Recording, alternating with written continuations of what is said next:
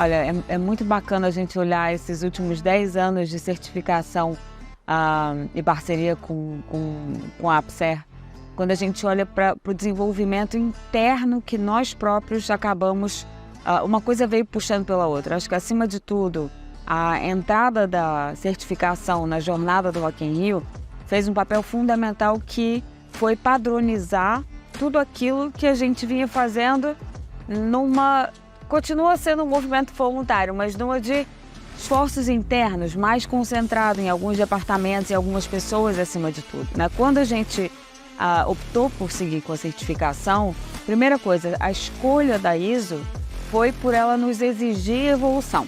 Então a gente não queria que fosse nenhuma dos relatórios, etc., que simplesmente diz eu sou assim e ficamos assim, né? Então a gente não queria algo que só relatasse aquilo que a gente faz, a gente queria algo que puxasse por nós, porque senão o movimento interno era mais desafiador. Então esse foi o primeiro papel da ISO, foi padronizar todos os temas de sustentabilidade como obrigação.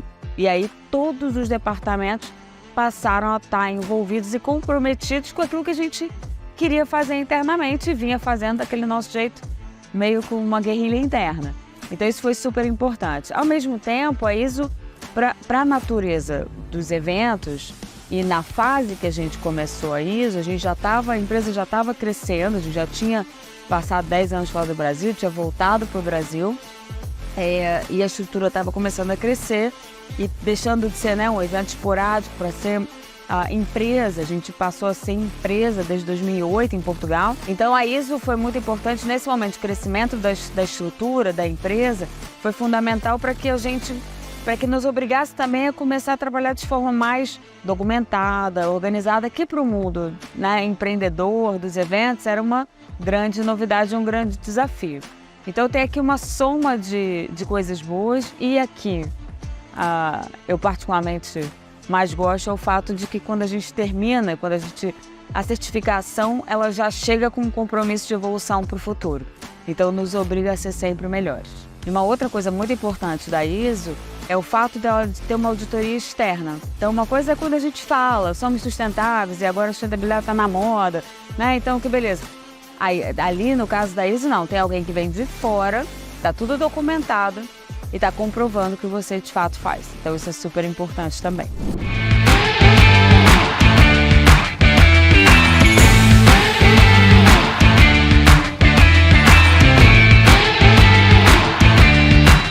Na história do Rock in Rio, quando a gente começou a estudar a possibilidade de avançar para a ISO, uma das coisas que foi muito bonito de constatar é que o pilar econômico e social estavam de uma forma muito profunda enraizados na cultura do festival, desde que ele foi criado em 1984. Então, a dedicação ao outro, o foco e o respeito profundo ao outro, seja o patrocinador, o fornecedor, o cliente final, né? Então, isso estava muito enraizado. O fato do Rock in Rio ter sido criado para dar voz a uma juventude que buscava por liberdade de expressão pós-ditadura militar, né, com foco no social, o fato de ele ter sido criado para trazer impacto econômico para o Rio de Janeiro, né, com esse olhar de comunidade. Então, esses pilares estavam muito enraizados. O pilar que tinha começado de uma forma mais recente na história do Rock in Rio foi o pilar ambiental, que começa a ser trabalhado em 2006, com a chegada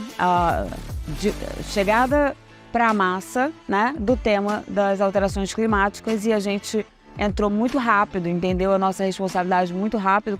Era o ano que a Copa do Mundo ia compensar suas emissões pela primeira vez, era 2006, e a gente ali abraçou o desafio de entender, né, como é que a gente reduzia e mudava os nossos processos para acolher o pilar ambiental, reduzir o impacto negativo, ampliar os impactos positivos.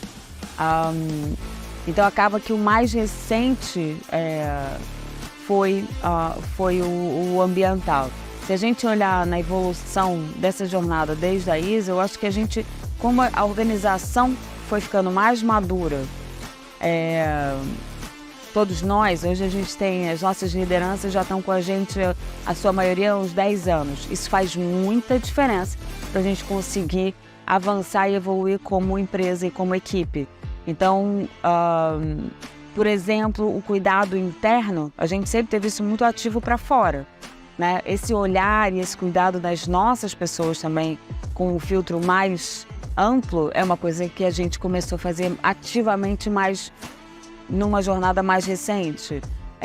O fato de, em cidades complexas como Rio, São Paulo, onde os trabalhadores não conseguem se deslocar, a gente começou a ser impactado. Em Portugal era muito diferente, mas no Rio a gente começou a ser impactado, quando o evento volta em 2011, pela realidade dos trabalhadores não quererem voltar para casa porque era muito longe, o transporte caótico, então eles queriam dormir no evento. Peraí, como é que essa galera consegue entregar qualidade, né, de serviço? Como é que funciona para eles em termos de saúde? Como é que garante o emprego? Então a gente começou a ampliar muito o olhar nesse sentido também.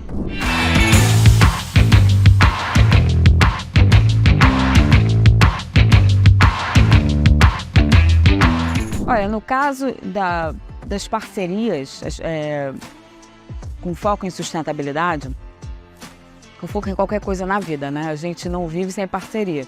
Pra gente comer, alguém está fazendo uma parceria com a gente porque está lá no campo produzindo. Então, eu acho que a vida é sobre parcerias. Quando a gente olha para o tema da sustentabilidade, a nossa postura é: vamos achar quem sabe.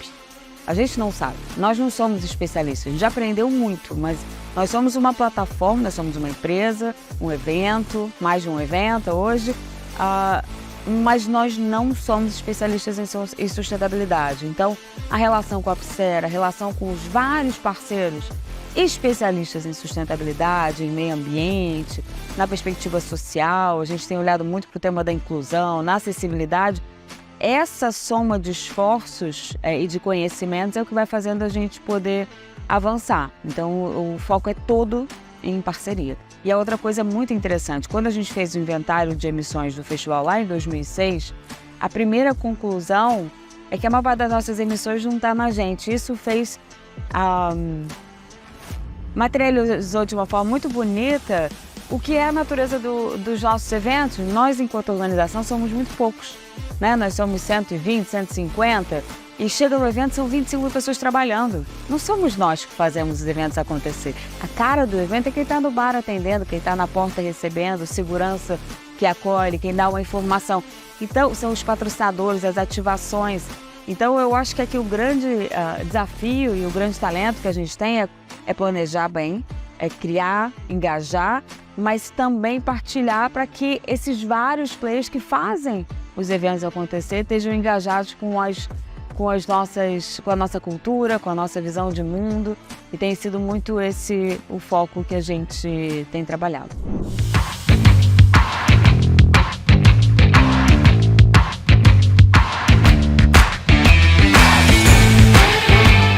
A gente está fazendo todo o processo gradativo, né? O mercado dos eventos, ele não tem legislação que obriga a coisa nenhuma. O movimento é todo voluntário.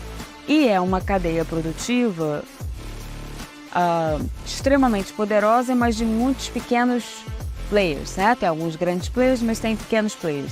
Então, você colocar determinado nível de exigência para esses pequenos players é absolutamente inviável. Então, o que a gente tem feito é partilha de informação, né? Contribuir com o aprendizado, com a troca, e aos pouquinhos ir transformando aquilo que era: olha, seria bacana se você fizesse, agora você tem que fazer. Então, tem sido uma jornada assim gradativa da gente colocar determinados comportamentos como obrigatórios e outros não. Então a gente faz o prêmio, atitude sustentável para engajar, para destacar os melhores comportamentos em palco. Então a gente vai criando uma série de ferramentas, mas a gente está chegando no momento onde a própria a realidade do momento, em termos de sociedade, a partir do momento onde existe um alinhamento de visão de que, de fato, a sustentabilidade é essencial na perspectiva das empresas, do consumidor e das entidades públicas,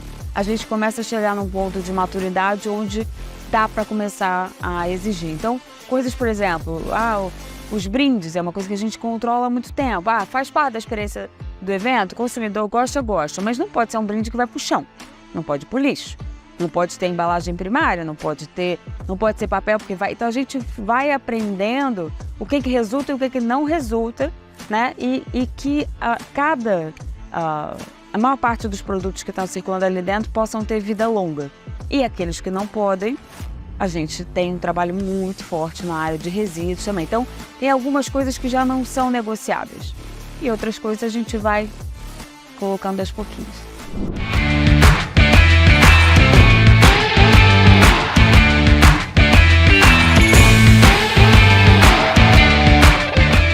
Então, certamente será um evento certificado. Na verdade, hoje, com a empresa crescendo e a gente tendo o Detown aqui, o Rock in Rio em Lisboa, que também é certificado, o compromisso e todos os compromissos que eram muito focados no Rock in Rio, porque era ele o nosso foco principal, eles passam a ser da Rockwood, da organização. Em tudo que a gente faz, esses critérios têm que estar aplicados. A gente tem agora o início de uma parceria para produzir o Lollapalooza no Brasil.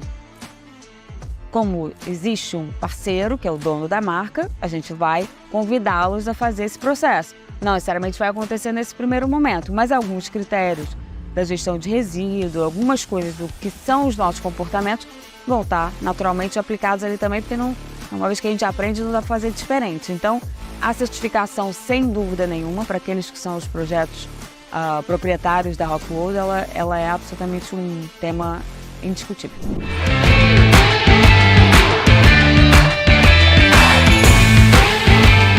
Olha, a relação com a Upser já vamos lá 10 anos. A Upser tem sido uma parceira fundamental para ajudar a gente a crescer, para ajudar a gente a aprender, para direcionar os nossos passos.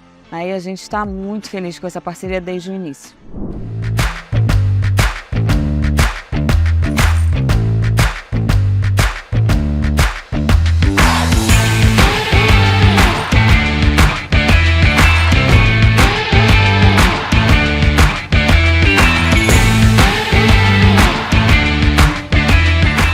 Em relação ao engajamento com a norma, eu acho que não vale a pena a gente seguir no caminho das pequenas organizações. A norma é exigente, você precisa de ter equipe especializada para dar conta, não é compatível com a natureza dos eventos. Então aqui tem dois caminhos: focar nos grandes players, esses sim estão prontos e têm estrutura suficiente para abraçar a norma, ou criar mecanismos que facilitem a introdução da norma em pequenas empresas. Então, eu acho que isso é uma área de oportunidade. Como é que a Upser pode criar aqui um modelo paralelo, ou que a norma pode criar um modelo paralelo que faça o procedimento, o dia a dia de aplicação da norma, do compromisso da norma, ser algo mais suave no dia a dia das empresas, porque realmente, pelo padrão de comportamento, pelo lado empreendedor e salve quem puder que a gente faz, a produtora é um bicho muito bom, mas a gente resolve qualquer problema.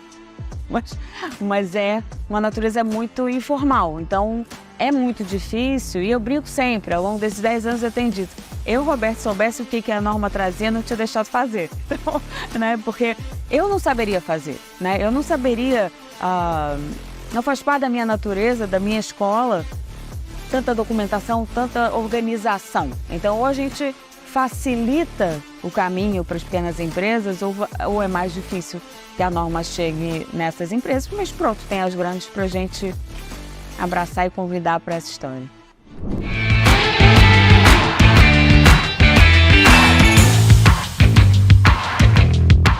Olha, em relação ao engajamento do público, acho que é das frentes muito potentes, porque, na verdade, o engajamento do público significa o engajamento das grandes empresas.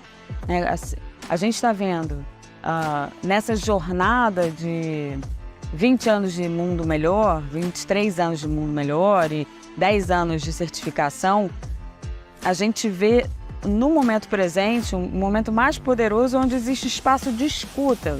A gente não tem conseguido conversar com as pessoas nos últimos anos sobre o tema do meio ambiente, nesse caso, o pilar é o mais desafiador.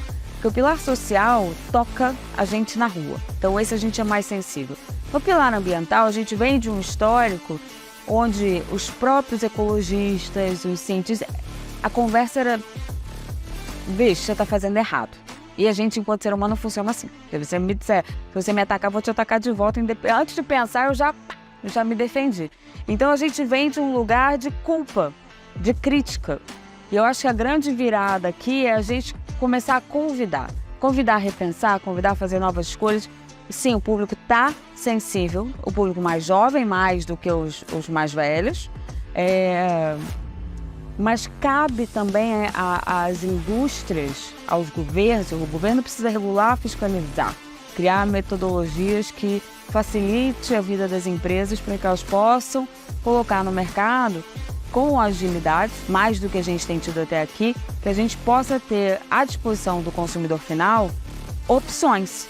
Porque também não adianta você dizer para o consumidor faz diferente se o produto não está à sua disposição, né? Então, a gente vai ter uma jornada grande, porque a galera realmente, a juventude valoriza, mas não queremos abrir mão do fast fashion.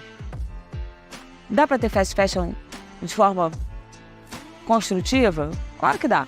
Qual é o resultado? Como é que isso funciona? Então, como é que a gente tem muito trabalho para fazer, mas é possível e as pessoas estão abertas e valorizando muito, e mais do que valorizando, estão cobrando das empresas essa resposta e essa ação. E aí, de novo, as empresas também dependem dos governos para que as coisas andem e andem com velocidade. Às vezes precisa ser a contragosto, e às vezes é com toda a paixão que esse tema exige.